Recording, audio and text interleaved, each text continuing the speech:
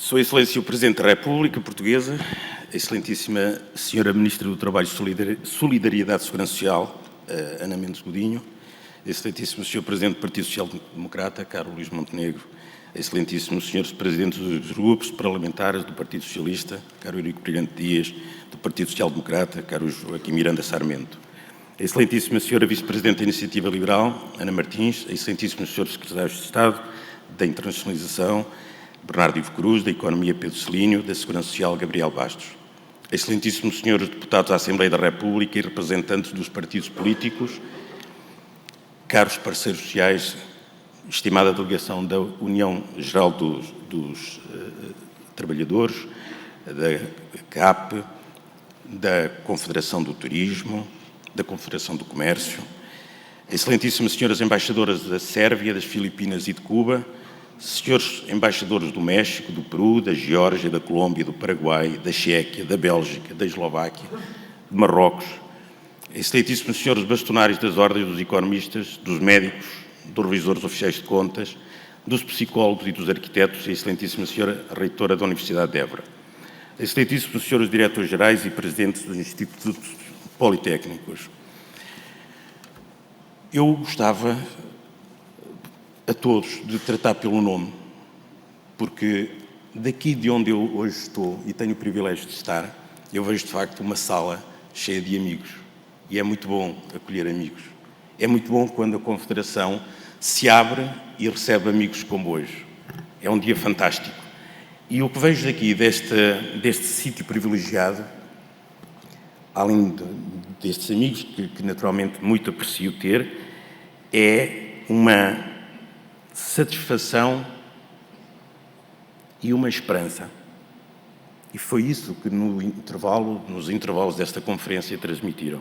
E é por aqui que eu gostaria de começar, por este sentido de esperança. E por isso é de facto uma satisfação muito grande ver uma sala como eu vejo daqui, por esta esperança, e agradeço em nome dos órgãos sociais que foram agora mesmo empossados, a vossa presença, a confiança em nós depositada para este mandato que inicia um novo ciclo na vida da Confederação. Estas foram as eleições mais participadas de sempre, o que nos dá uma responsabilidade acrescida e uma ambição renovada para a Confederação e para as empresas portuguesas e para o país. Permitam-me começar por um agradecimento muito particular ao António Saraiva. E esta é seguramente a parte mais difícil, porque não cabe no tempo que tenho. É certo que continuará connosco na Assembleia Geral, é certo que continuará a velar por aquela que também é a sua Confederação, e Salvador de Melo, que na qualidade de Presidente da Mesa da Assembleia e na qualidade de Presidente do Conselho Geral também dedicou muita do seu tempo e da sua energia a uma Confederação como a CIP e com as valências que a CIP tem.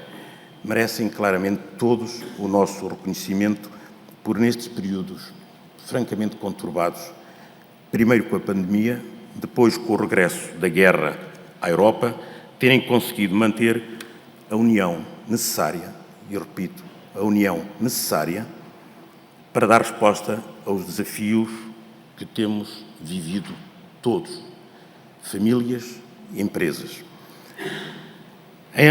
António Saraiva, é de elementar recordar que a CIP se transformou muito nestes 13 anos e isso não precisa de grandes comentários. Por isso, meu caro António, pelo teu sacrifício pessoal, pela tua dedicação, pela tua seriedade e solidez, ficará sempre nesta casa um marco muito forte daquilo que foi a tua ação. Obrigado por teres conduzido com mestria a nossa Confederação, muitas vezes em tempos bem agitados e difíceis, mas sempre com a mesma atitude de serviço e missão. Em nome de todos, muito obrigado. Gostava também de agradecer àqueles que ao longo da história da Confederação contribuíram para o caminho percorrido. E temos hoje dois membros relevantes, António Vasco de Melo, que em 1974 ousou, com outros que ousaram criar esta Confederação, Pedro Ferraz da Costa, que em 1981, um período conturbado, ousou dirigir esta confederação. Nogueira Simões, Francisco Anzelé, que infelizmente hoje não pode estar connosco, a todos, muito obrigado. E uma palavra de agradecimento, Sr. Presidente da República, pela sua proximidade ao país, às empresas e aos empresários, no mandato em que tem sublinhado muitas vezes a relevância fundamental da iniciativa privada, do mundo empresarial e do seu compromisso com as pessoas, as comunidades e os territórios. Caras amigas e caros amigos, é pelo país que aqui estamos. Não estamos aqui por outra razão. Não estamos aqui por um sentido corporativo da vida empresarial. Estamos aqui pelo país, porque estamos em 2023, em abril. E isso significa que este momento que estamos a viver é um momento que exige a todos uma ação empenhada e comprometida. O tempo não é um tempo fácil e é por isso que, como fazemos nas empresas, quando a missão é difícil, vamos buscar os melhores. E os melhores estão aqui. Foi aqueles que mostraram disponibilidade e disseram sim a uma missão que, de facto, não é fácil. Aumentámos em associações, aumentámos em empresas, aumentámos em representatividade. E a todos, referi o mesmo. Qualquer um tem, seguramente, o número de telefone das mais altas instâncias deste país e qualquer um consegue que este telefone seja atendido. E aquilo que referi é se pretendiam continuar a fazer de forma individual ou em conjunto. E a prova porque estão aqui é porque responderam em conjunto. Porque é disso que se trata. É um bem comum que nós precisamos muito neste momento em Portugal. E estamos do lado da construção de soluções, com rumo, compromisso, sustentabilidade e eficácia. Porque somos a força da economia, que é a força de Portugal. Uma força apostada em contribuir para um país mais próspero, com mais crescimento económico, com menos desigualdades. Para isso, precisamos aumentar, isto é a equação canónica, a riqueza, a produtividade e a eficácia do Estado. Não há mais tempo a perder. É chegado o momento de agirmos. Portugal tem de deixar de ser o país dos estudos e mais estudos, que sucessivamente se sobrepõem a passar a ser um país, em vez disso, de ação e concretização. Portugal precisa de uma agenda de mudança e de transformação orientada para o crescimento da produtividade. Uma agenda que torne o país mais competitivo. Portugal precisa de uma cultura de compromisso, de construção de soluções, de respeito por quem cria riqueza, acrescenta valor, gera oportunidades de emprego e concretiza pilares de desenvolvimento local, da economia nacional e das exportações. Portugal não pode continuar a querer distribuir o que não tem, ou o que resulta de uma enorme carga fiscal que penaliza as empresas e os trabalhadores. Na mitologia grega, todos conhecem a imagem de Sísifo, que é esta figura que está aqui. Sísifo é conhecido por ser o mais astuto dos mortais. Como punição pela sua ousadia, foi submetido a uma pena terrível, o de empurrar a mesma pedra, esta imensa rocha, até ao topo de uma montanha. No entanto, sempre que a pedra estava prestes a chegar ao seu objetivo, resvalava e rolava de novo montanha abaixo, obrigando Sísifo a reiniciar o trabalho.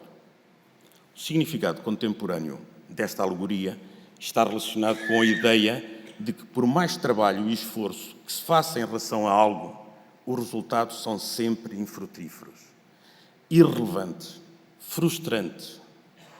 Ou seja, não podemos estar sempre a repetir as mesmas estratégias que já provaram que dão sempre os mesmos maus resultados. Portugal não pode embarcar em discussões ideológicas estéreis, em ilusões, em divisões sem sentido e opções sem nexo com a realidade. com o que somos e com o que podemos ser. A competitividade nasce de um ambiente de confiança e consistência que permita atrair e reter investidores, ideias, projetos, iniciativas. Pergunta-se como é que nós retemos investidores, como é que nós retemos capital, se o nosso discurso é anti-capital. Portugal tem que ser credível, previsível e sensato nas suas opções políticas, porque, além do exercício do poder, há toda uma realidade concreta de quem quer produzir, transformar, incorporar valor e gerar riqueza. Não é aceitável que Portugal cada vez mais se afaste dos níveis médios de criação de riqueza e rendimento da União Europeia. A média da União Europeia, a 27, 35.200 euros, que compara com a nossa, 27.200 euros. A média, não estamos a falar do valor máximo do Luxemburgo, 91.000 euros. Nós estamos na Europa, felizmente estamos ligados por geografia, porque se fosse por condições de vida, há muito nós estaríamos afastados. Portugal deve ser muito mais do que é hoje. Para responder aos reais problemas que enfrentamos atualmente, Portugal precisa de convergência, consolidação e crescimento. Não podemos continuar a olhar trabalhadores e empresários como estando em lados opostos da barricada. Acabemos com esse preconceito. Não estamos em lados opostos da barricada. Muitas vezes estamos no mesmo barco e apenas com remo. Isso faz-nos obrigar a andar às voltas.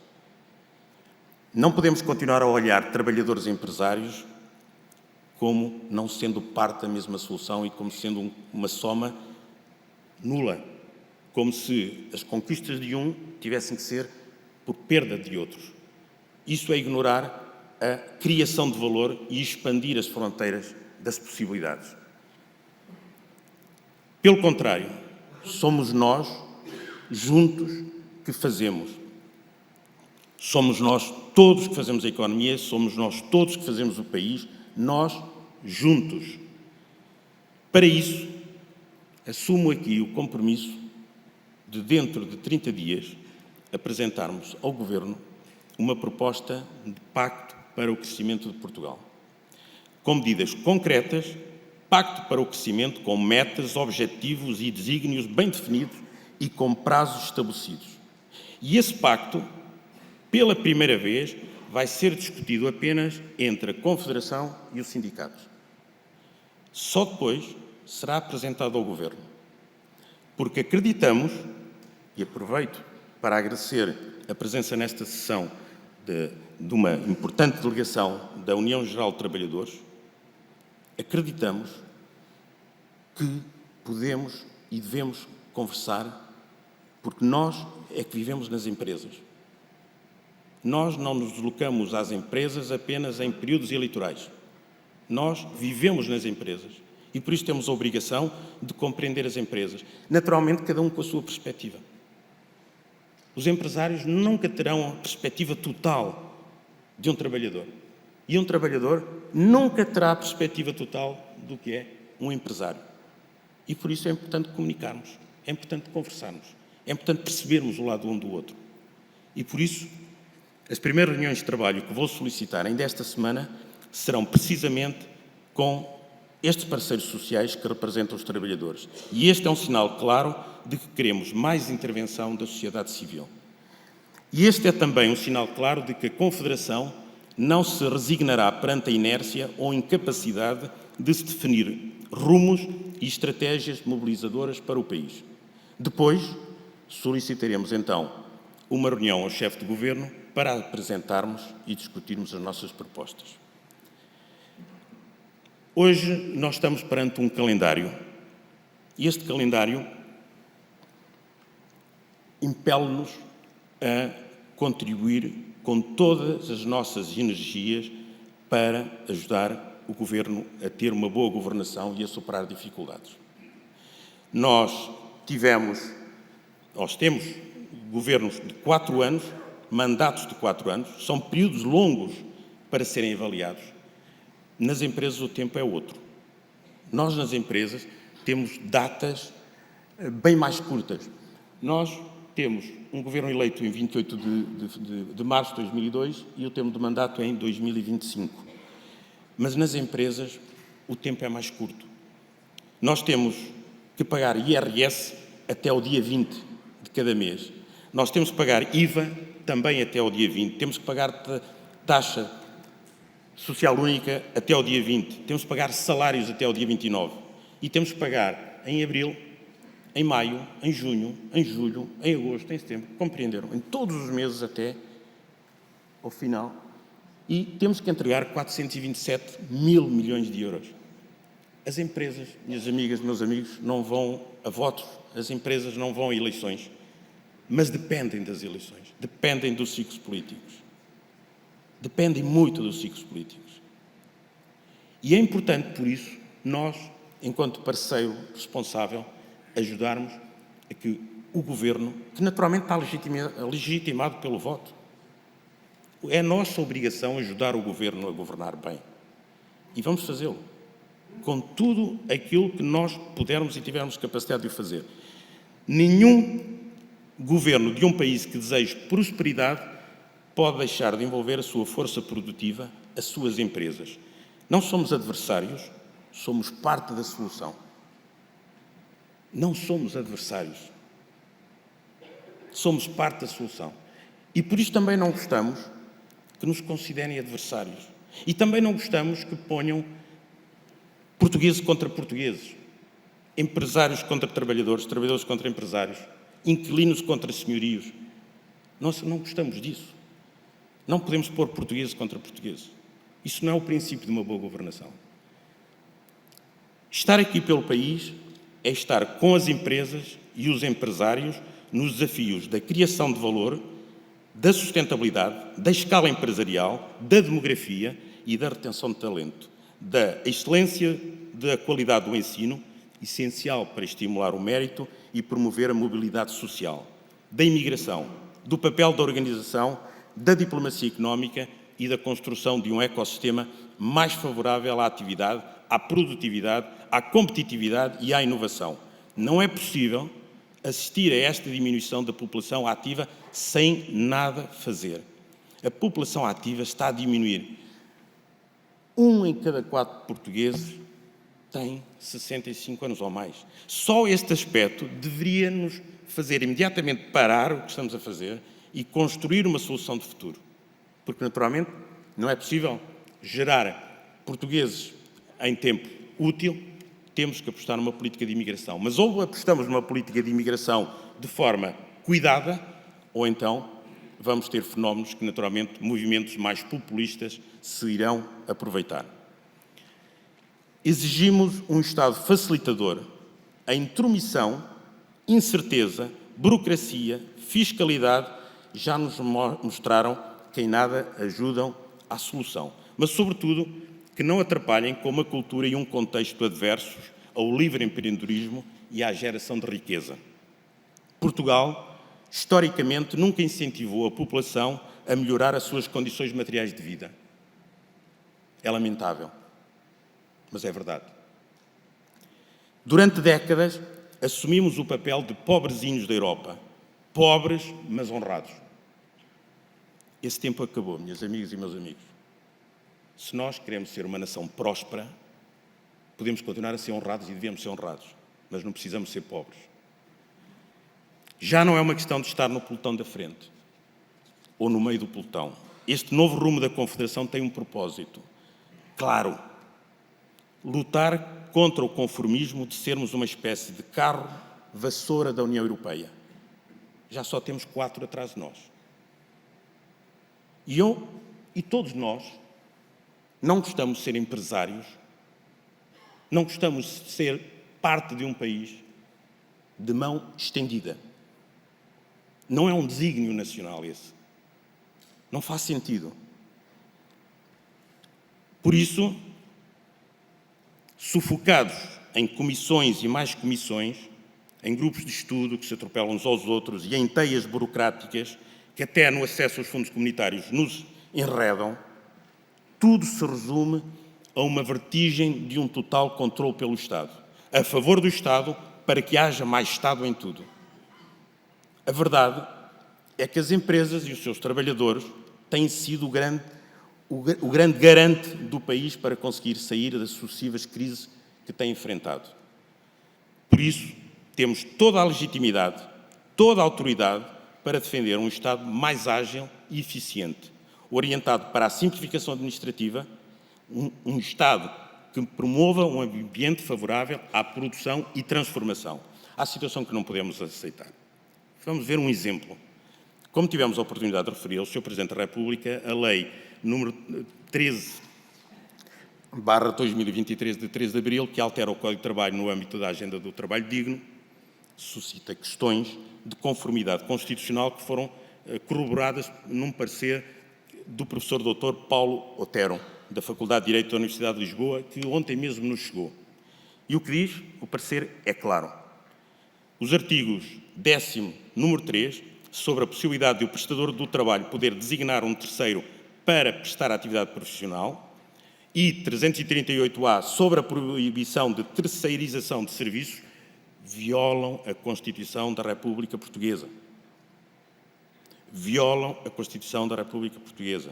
E violam a Constituição porque impõem, em excesso, restrições injustificadas ao direito constitucional de liberdade de iniciativa privada e de liberdade contratual das empresas. Não é disto que o país precisa. O país precisa de um Estado que seja um verdadeiro parceiro ativo do desenvolvimento económico, com uma visão integrada e respeito pela iniciativa privada. Eu não gostaria, em 2023, enquanto líder de uma confederação, estar a pedir respeito pela iniciativa privada, estar a pedir liberdade da iniciativa privada. Não me orgulho de o fazer em 2023, mas sinto necessidade de o fazer. Temos total noção da necessidade de convergência de vontades, de uma forte concertação social e, acima de tudo, de uma nova cultura de exigência, meritocracia e capacidade de concretização, para gerar mais riqueza, mais oportunidades para todos. Exigência e meritocracia que, desde tenra idade, têm de estar incutidas nas mudanças de que Portugal precisa. Não tenhamos medo destas palavras. Portugal precisa, mais do que nunca, de uma cultura de exigência e meritocracia. Queremos reforçar a importância da concertação social. Vamos, por isso, solicitar que todas as propostas que nos sejam apresentadas em sede de concertação social sejam obrigatoriamente acompanhadas da seguinte informação: a quem pretende beneficiar a proposta legislativa em concreto, quais os benefícios ou proveitos expectáveis para os beneficiários, e a quem poderá prejudicar a proposta legislativa e quais os custos expectáveis. Para quê? Naturalmente, para fazermos um balanço, para, dessa forma, percebemos aquilo que em economia chamamos o custo de oportunidade e os ganhos objetivos de cada proposta. Porque suspeitamos nós que há medidas em que a soma nem sequer é nula, é negativa. E por isso, ao identificarmos bem os proveitos e os custos de cada proposta, conseguimos perfeitamente perceber o que é pretendido. A Confederação que sai destas eleições é uma instituição mais participada e mais abrangente, que tem a fundada ambição de ser ainda mais ágil, aberta e eficaz. A Confederação conta agora com mais empresas, representamos todos os setores de atividade de todo o país, somos mais de 150 mil empresas, que têm 1,8 milhões de trabalhadores. Contribuímos com mais de 70% para a criação da riqueza em Portugal. O país que conta com as empresas e os empresários conta também com a Confederação para antecipar, propor, estimular, mobilizar e avaliar. Somos a força da economia, somos a força de Portugal.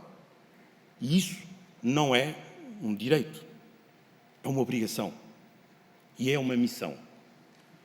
Estaremos na primeira linha do combate aos constrangimentos que impedem a plena afirmação do potencial produtivo e transformador das empresas e dos empresários. Estaremos na primeira linha da construção de propostas que valorizem a iniciativa privada, o contexto empresarial, os trabalhadores, a incorporação de valor e a geração de riqueza. Pressupostos fundamentais do progresso, da distribuição e da coesão. Este caminho só pode ser feito se, de uma vez por todas, tivermos a capacidade de encarar e assumir os problemas estruturais do país, sem alarmismos, mas com seriedade e verdade. Os vencidos da vida, que todos seguramente reconhecem nesta fotografia, ou Les Battus de la Vie, foi o nome porque ficou conhecido um grupo informal de 11 intelectuais, de quem faziam parte Essa de Queiroz, Ramalho Ortigão, Guerra Junqueiro, Oliveira Martins, e entre 1888 e 1891 este grupo juntava-se para abordar os problemas do país e do regime constitucional sem o menor propósito de intervenção. Não aceitar a mediocridade e o atraso foi a marca desta geração que não se deu por vencida, porque viver não pode ser ignorar. E nós, esta geração de empresários, não querem ser os Battus de la Vie, não querem ser os vencidos da vida. Esta geração de empresários quer propor soluções para os problemas que podem não ter resultados imediatos, mas que são suscetíveis de abrir caminhos futuros. E é desse futuro que Portugal precisa. Não podemos continuar presos nesta ambivalência entre pessimismo e convicção, numa dicotomia entre fim e reinício constante. Fim e reinício constante. É chegado o momento de ter a coragem necessária para despertar consciências e agir, de abandonar este estado de adormecimento e este marasmo de recorrer a cuidados paliativos para resolver questões que têm solução. E essa solução passa por deixarmos de viver esta relação doentia de subserviência com o Estado e de dar espaço aos agentes económicos. Um país onde o Estado ainda é simultaneamente o principal empregador e comprador é um país refém de um sistema pouco transparente, um país permanentemente adiado. Mas pior, a degradação do sistema político a que temos assistido nos últimos meses é insustentável. Vemos, ouvimos, lemos e não queremos acreditar. Mas mais do que isso, não podemos aceitar. Não podemos aceitar. Precisamos de ver futuro num país que parece perdido. Precisamos de ver futuro num país que parece perdido. Precisamos de mudar e precisamos de transformar. As empresas, os empresários e a Confederação serão claramente a força dessa transformação. Deixem-me dar-vos uma nota pessoal. Eu aprendi em casa, com o meu pai, que é um homem sábio, que a vida não nos deve nada. E por isso devemos estar muito gratos à vida e vivê-la de forma intensa. A nossa passagem pela Terra é efêmera e sairemos daqui da mesma forma que entramos, de mãos vazias.